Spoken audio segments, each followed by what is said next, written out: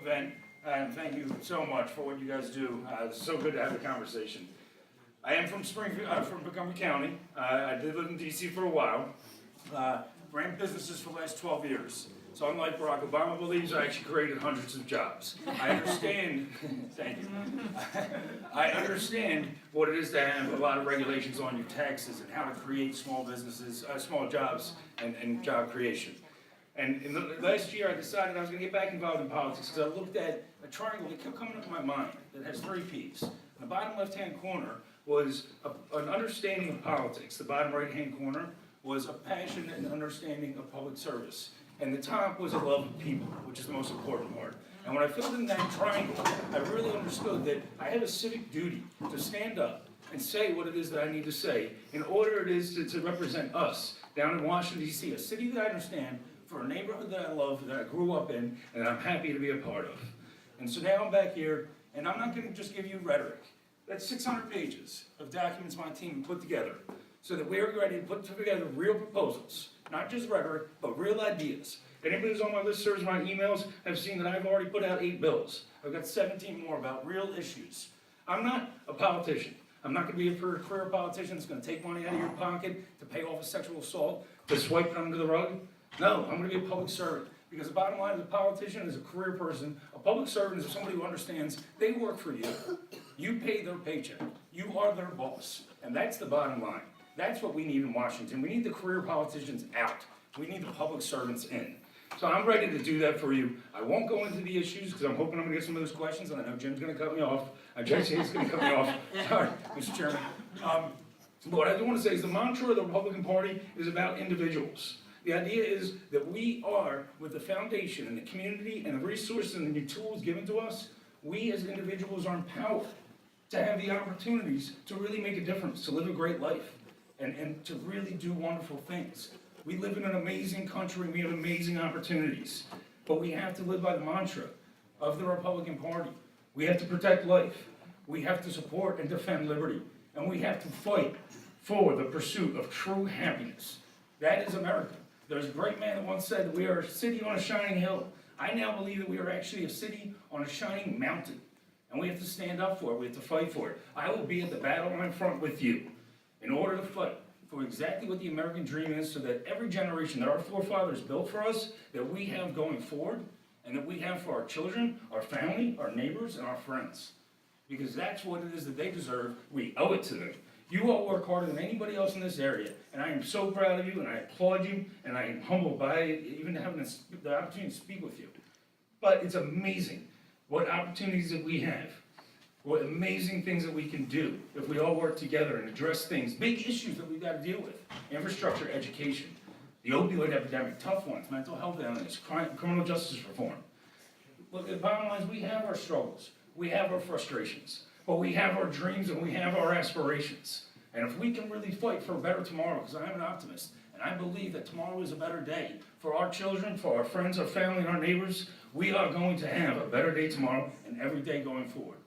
I know that on my card in front of you, has my email address and my cell phone number. I will fight every day with you. God bless you. God bless America. That's my mom. I'm sorry. All right. I actually practiced a little bit. Okay, Chris, if you wouldn't mind, make it as brief as possible. Yes, Okay, ma'am. that would be great. How much money do you reasonably expect to raise for your run for Congress? I'll be very brief. I think it's ridiculous how much money is in politics. I'd rather be in your pocketbooks, but I think it is going to cost about $1.2, $1.5 million. Okay, and how are you planning on raising? We just hired a professional fundraising company the other day, and so we're reaching out to family and friends, and you know, it's a tough battle.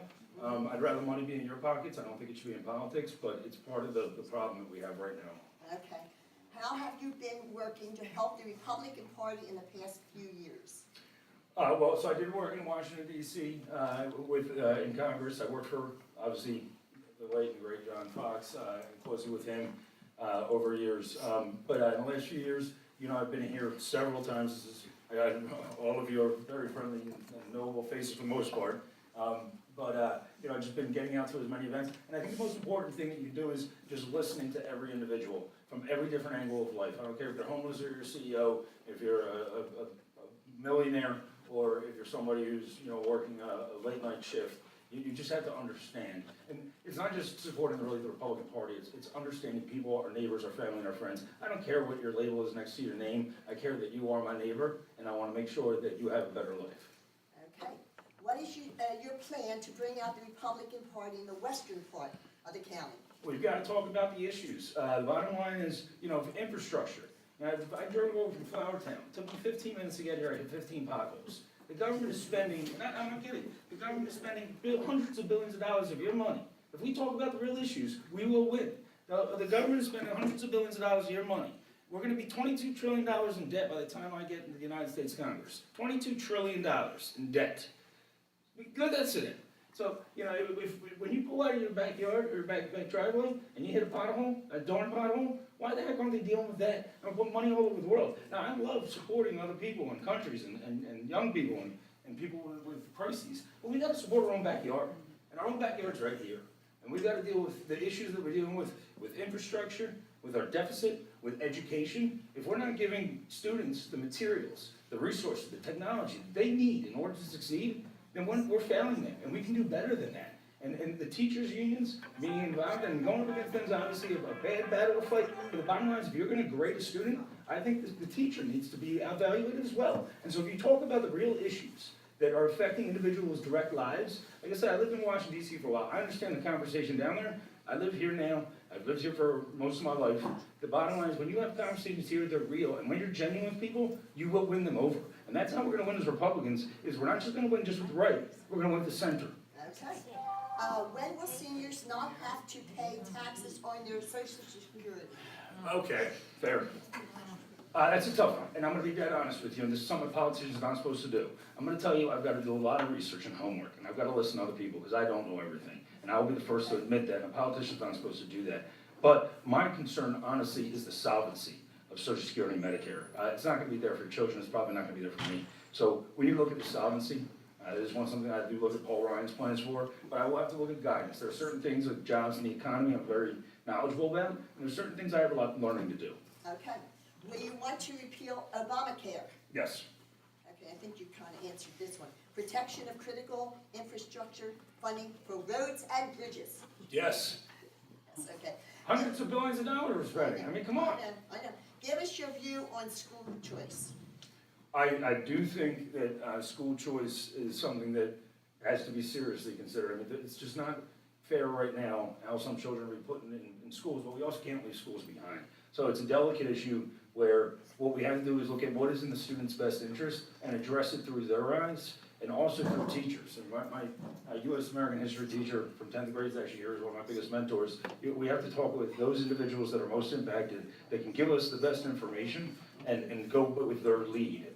But I do think that students should have a choice, and I think that it's nerve-wracking how some schools right now are falling apart, and we cannot leave children behind that really want that opportunity and deserve the American dream, because when we work together and you weave the American fabric into our culture and society, then we can get solutions, but we have to work together to weave that fabric. Okay. Are you pro-life or pro-choice? I am not 100% pro-life. Pardon? I am not 100% pro-life. Okay. Why? I am pro-life personally, but I do think there are some times that a woman does make a decision, and at late term, absolutely not. Okay. But I do think there are some circumstances where we have to be considerate. Okay. Why are our political parties unable to work together? And how can you fix that? That's one of the biggest, thank you for asking that. It's so frustrating. I mean, I try, first of all, my parents are Democrats, sorry to out your mom. But she's gonna register as a Republican somewhere. But we have to work across lines. I love the group No Labels of John Huntsman. I mean, the bottom line is we have to start working for solutions. We have to start working for people, not for each other, not for parties, and not for money. It's so frustrating to even look at how frustrating it is that people are talking about parties and fighting each other, and there's a divide.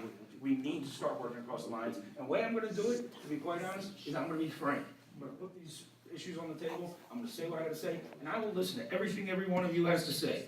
And I will tell you when I disagree. And I will look you in the eyes and tell you when you're going to disagree with me. And I will listen to everything you have to say until we fall asleep at 3 o'clock in the morning. But I will listen and hear you all out. But at the end of the day, we have to just be honest with each other, and if you're honest and direct, then hopefully we're actually looking for solutions, rather than looking at opposition and fights. And so that's what I'm gonna do is, I don't wanna be a career politician, I'm not looking for the next election. I'm not looking to win the next election. I'm looking to win this office right now, so that I can say what I've gotta say, so we can do what we gotta do, and I don't want any baloney on the table, I want solutions on the table. Okay, if you are not the Kris candidate, will you drop out of the Probably. race? Probably? Most likely, yes. Yes. Thank you so much. Thank you so much.